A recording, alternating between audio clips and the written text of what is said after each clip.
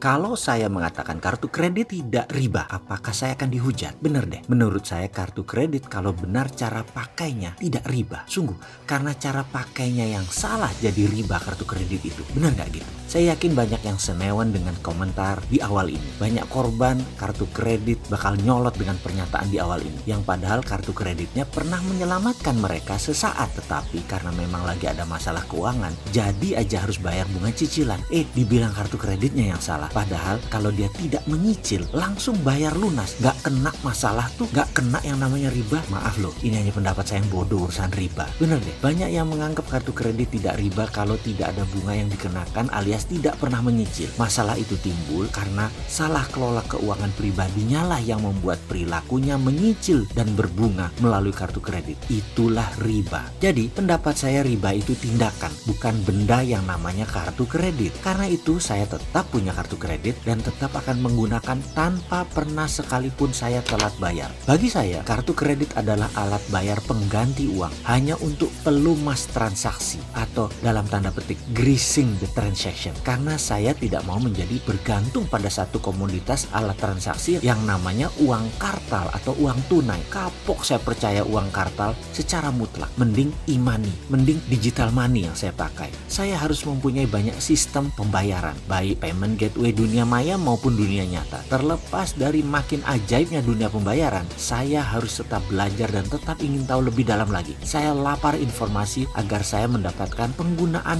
non-cash kartu ini tidak diriba-ribain terus. Salah satunya ketika saya berkesempatan datang ke sebuah museum di Swedia 2 tahun yang lalu. Sebenarnya malu sih saya menceritakan hal ini. Saya ini punya idola. Mungkin karena berselera Nora atau mungkin katro kali ya. Bayangkan, saya ini mengidolakan grup musik yang namanya ABBA, grup musik asal Swedia. Lagu-lagu mereka, Chiquitita, Fernando, Take a Chance on Me, I Do, I Had a Dream, sering menjadi gumaman saya dalam bersenandung. Norak kan ya, zaman begini masih nyanyi lagu ABBA. Kemana aja lu, Sontoloyo? Karena yang namanya ngefans, ya bertandanglah saya menyempatkan ke Swedia, ke museum ABBA yang baru diluncurkan tahun 2013 atau 2014 kalau tidak salah, saya lupa. Sebagai number one fans, tentunya antusias banget melihat 4 orang bersuara emas membuat memorabilia museum perjalanan musik mereka. Berhubung ngefans berat, maka ketika ada cerita tentang personil ABBA, hal ini sangat menarik perhatian saya. Apa itu? Salah satu personil mereka, Björn Ulvaeus, ternyata membuat sejarah kedua.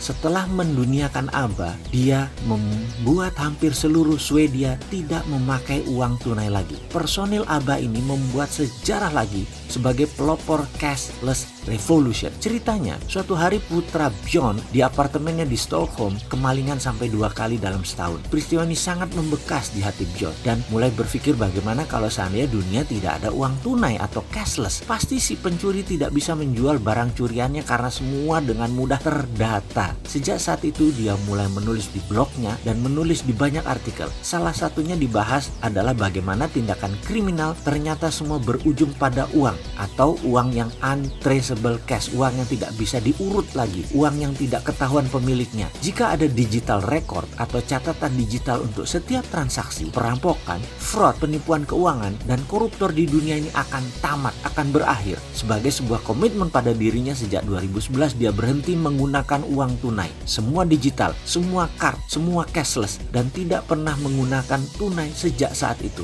Bahkan di museum ABBA ini tidak terima pembayaran tunai. Dia meletakkan pesan di pintu masuk. Saya menantang semua orang untuk stop menggunakan uang tunai. Saat ini dunia menderita karena tindakan kriminal, mulai dari narkoba hingga pencurian sepeda. Karena tindakan kriminal memerlukan uang tunai. Mata uang krona Swedia adalah mata uang kecil pengaruhnya di dunia ini. Sebaiknya dijadikan contoh sebagai the first cashless society. Tertanda John. Luar biasa hal ini direspon dengan baik di Swedia. Semua menukar tunai dengan digital dan dengan kartu. Di puncaknya, Bank Swedia atau Swedish Bank menciptakan aplikasi cashless app yang bernama Swish. Per saat ini, Swedia revolusi cashlessnya hampir lengkap. Dari data statistik uang tunai dan koin, hanya menggunakan 2% dari setiap transaksi di perekonomian Swedia. Hanya 20% transaksi di pasar Swedia yang menggunakan uang tunai. Sementara dibandingkan seluruh dunia, 70 75% masih menggunakan uang tunai. Apa yang terjadi selanjutnya? Angka kriminal perampokan turun hingga 70% di Swedia. Bahkan pembobol bank hanya terjadi satu kali, yaitu di tahun 2015 di seluruh Swedia. Ada sebuah anomali menarik di Swedia. Swedia adalah negara pertama di dunia mencetak uang di tahun 1661 dan sepertinya Swedia menjadi negara pertama juga di dunia yang stop menggunakan uang tunai. Dan kesuksesan Swedia sekarang diikuti Denmark, Norway, Finland, dan sudah tercatat hanya 6% transaksinya menggunakan tunai. Sahabat semua, saat ini kita hidup di zaman serba cepat, sangat luar biasa, baik dari kesadaran universal juga tindakannya. Salut buat Bjorn dari ABBA ini yang berhasil menyebarkan pengaruhnya, mengevolusi penggunaan uang tunai yang berhasil menurunkan kriminal hingga 70%. Ingat lagu dia yang diciptakan tahun 70-an, dia mengumandangkan lagu Money Money Money. Lalu Bjorn mengubah lagi versi 2. Kalau Bjorn bisa merubah dunia, sesungguhnya para sahabat juga bisa. Ditunggu kontribusinya untuk tidak menggunakan tunai. Jangan tempe seperti si Sontoloyo ini.